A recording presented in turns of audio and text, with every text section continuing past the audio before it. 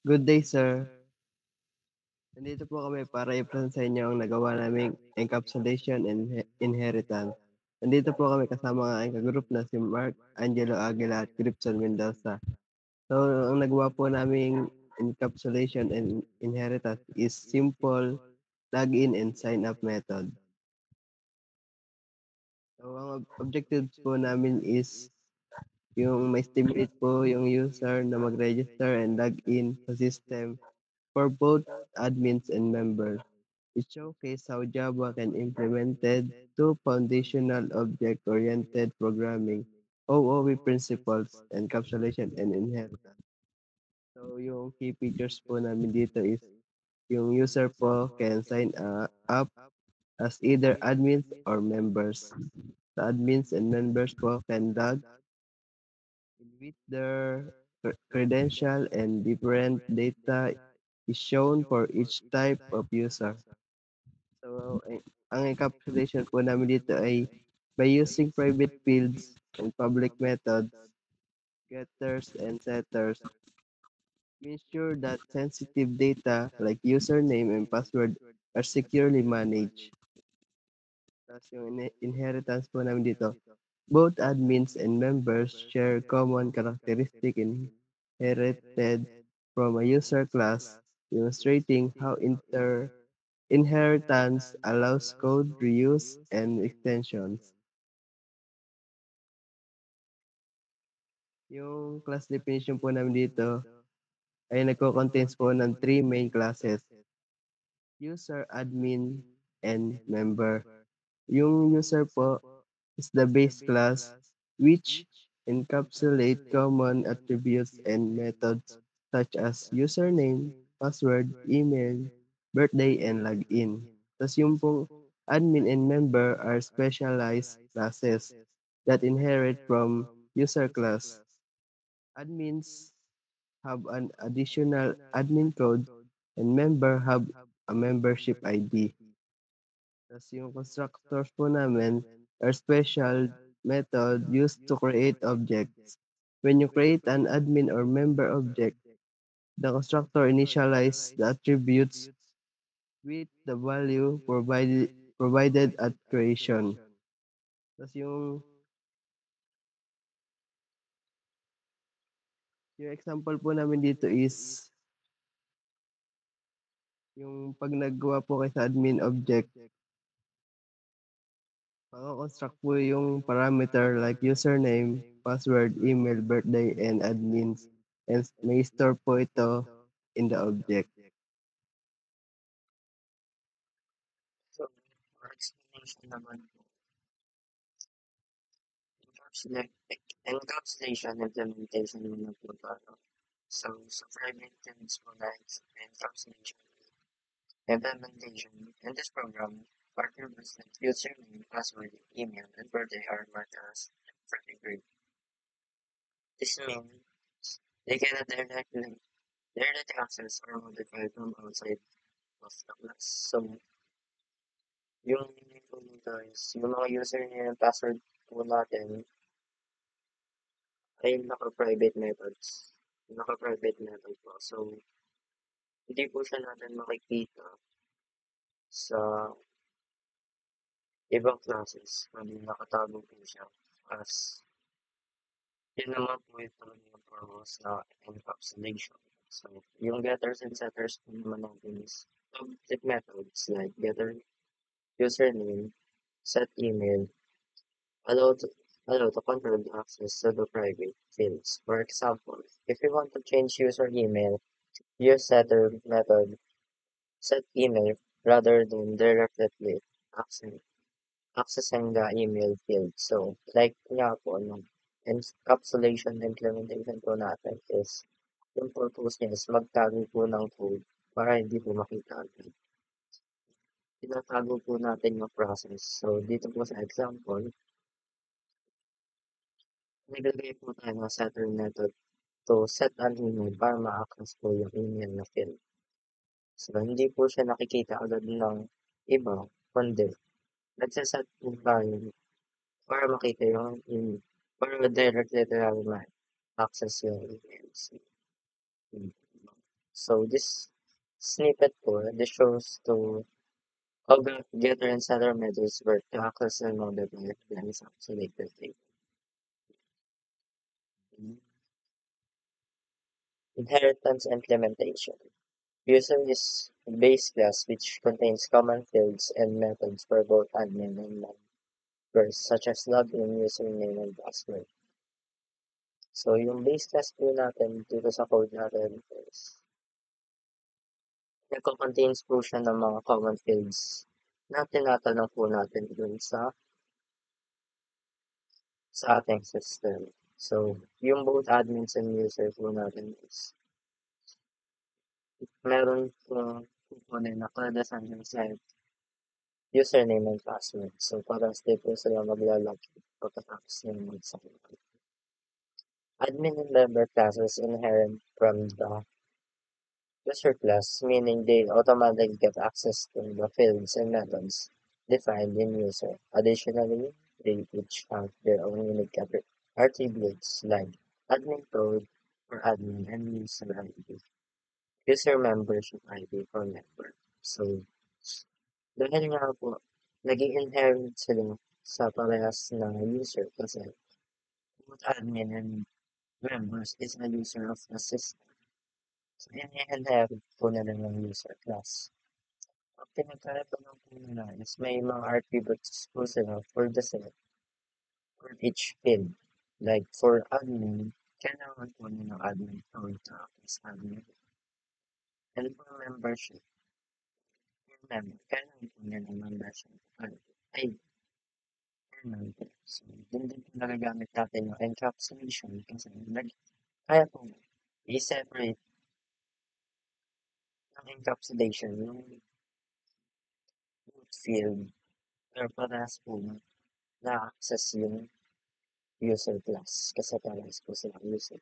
This reduces the code duplication since login functionality, for example, is written only once in the user class but can be used both admins and members. So, nare-reduce po nito yung repetition of kasi kaya po ayan, iisang code na lang but i-inherent na lang po nila yung user class. Pero may pinagkaiba po sila kahit wala inherit yung user class. So, dito po sa code natin, next, pinapakita kung paano po ginagawa yung inheritance implementation. This snippet shows how admin enhance one user and how the super the keyword super is used to call the construction operators. Object creation and method invocation. Object creation.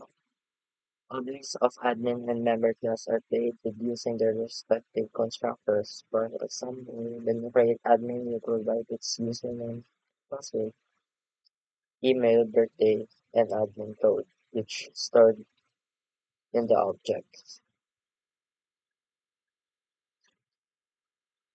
So some method invocation after creating an admin and member method like login display, admin info, and display member info are invoked to interact with the objects. Polymorphism is demonstrated as both admin and member share the same login method for the user class, but they display different information based on their type. So, in this code naman po sa method operation, nagsishow po sila ng polymorphism kasi kaya po mag-polymorph ng code or ng system natin for both admin and user.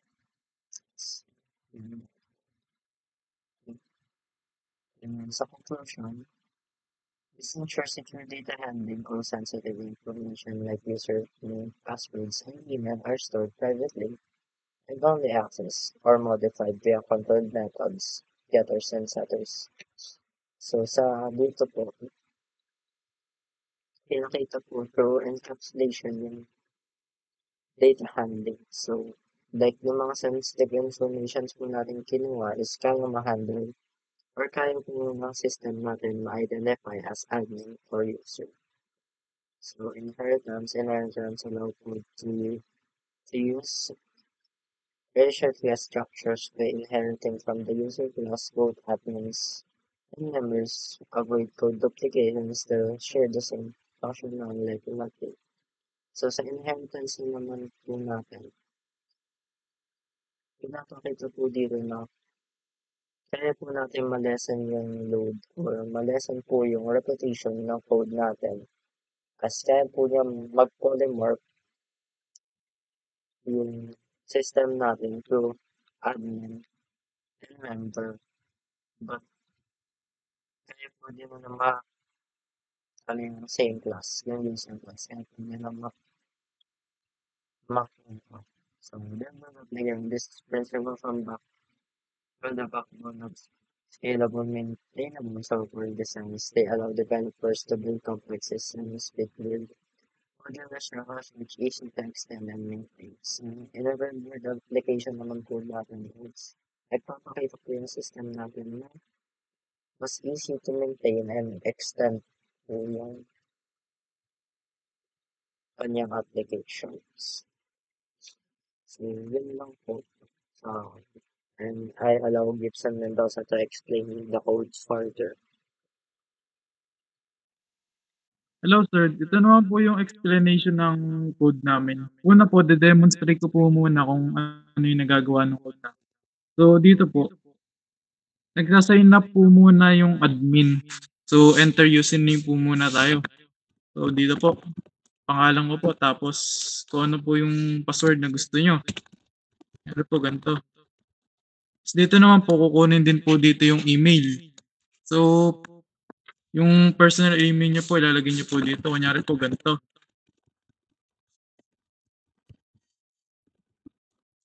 Tapos birthday po.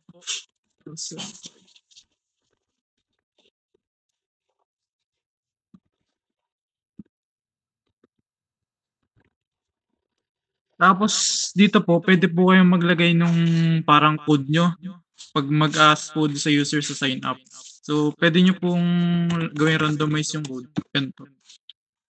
As ito naman po, pupunta na po siya sa login method nung login method pagkatapos po gamitin yung sign up method. Kaya po pag ganito po nangyari, kunyari, tama po yung nilagay ninyo. Gripson, tapos Stone, 1, 2, 3, 4, 5. Maglalagin successful po siya. Tapos lalabas po dito yung mga admin information. Yung tinype nyo po kanina. Yung Gripson, tapos yung email nyo, tapos yung birthday, tapos yung admin code. Tapos dito naman po yung aming sign up as a member.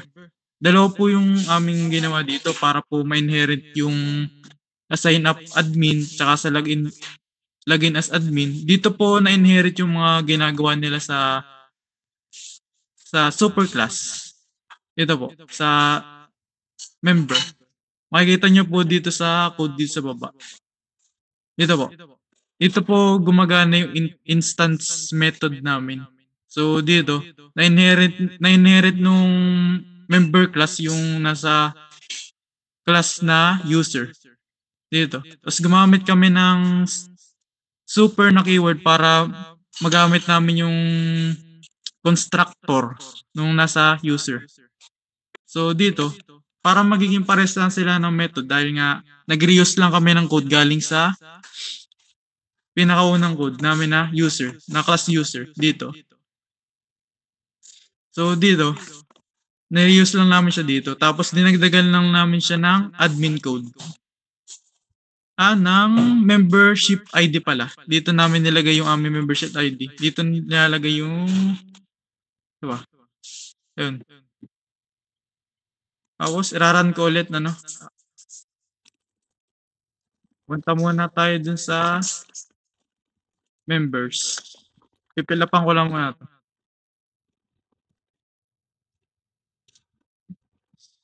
Dito, pag mali pala po yung sa admin, ito po yung lalabas. Pag sala po yung nilagay nyo sa sign up method.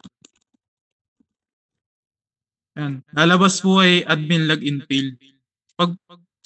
Pag po ganito lumabas, ibig sabihin po hindi po natupad yung condition dito sa isa naming code.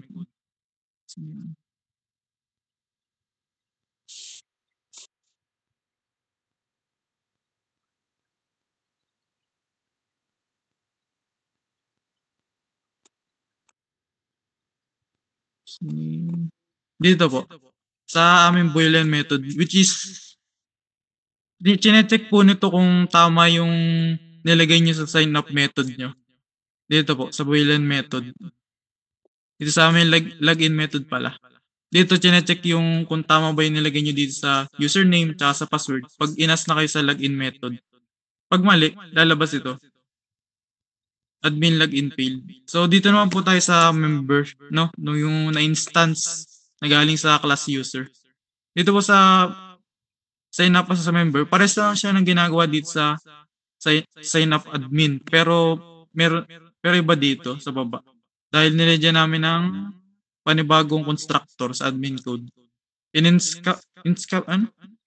Encapsulation po namin dito sa class admin. Dito po. Kahit naka-extend lang siya sa cache user, pwede pa rin maglagay na isa pang private para po mag-encapsulate. So, ito po, kunyari po.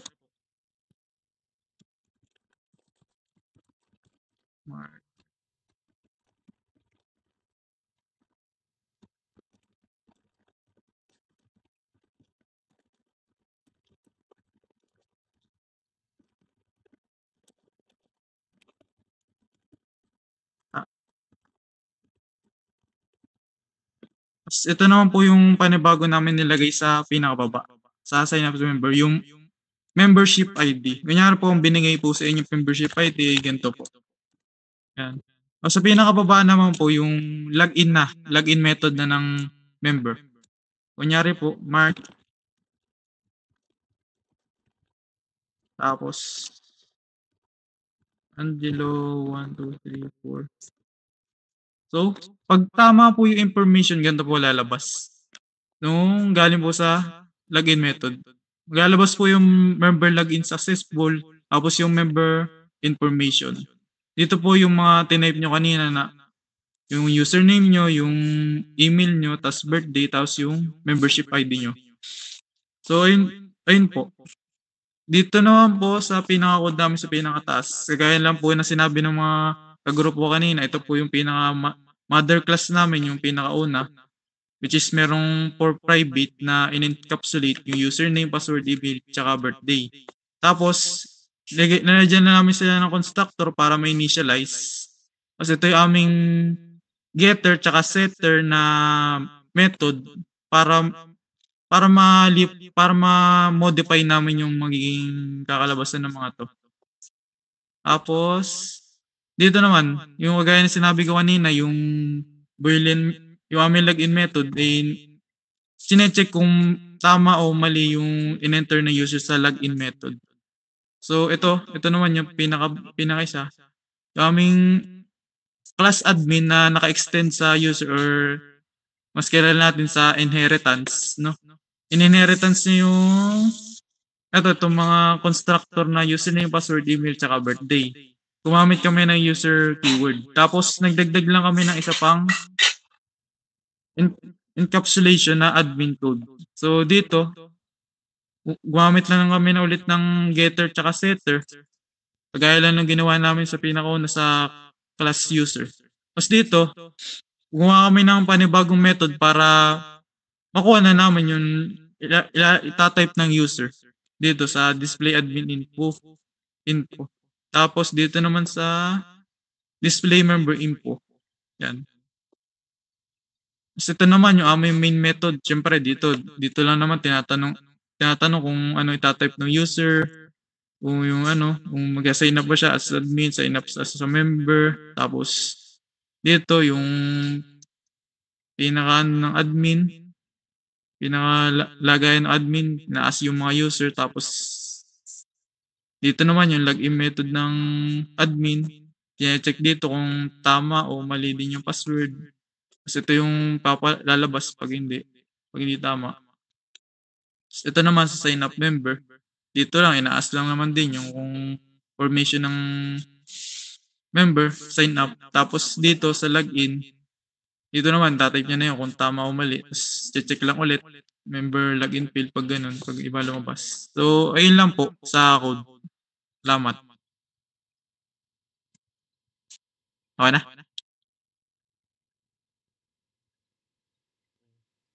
Yun lang po, sir. Thank you po. Salamat po.